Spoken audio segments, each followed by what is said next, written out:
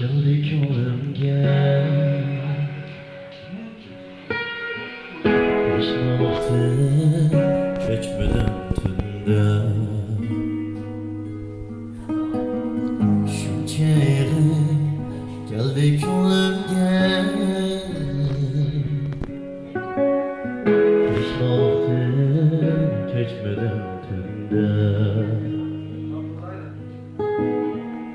Asmanlara tükün derdimni,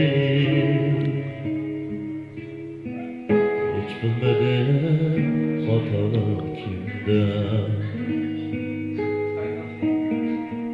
Asmanlara tükün derdimni,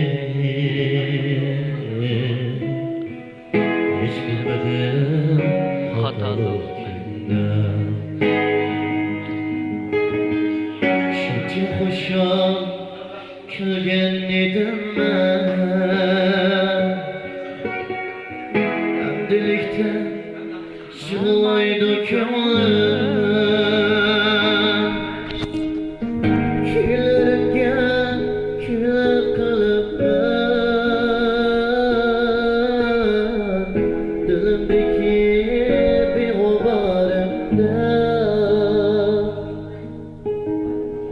Küllerimge küller ketip ben, dilimdeki bir obarımda.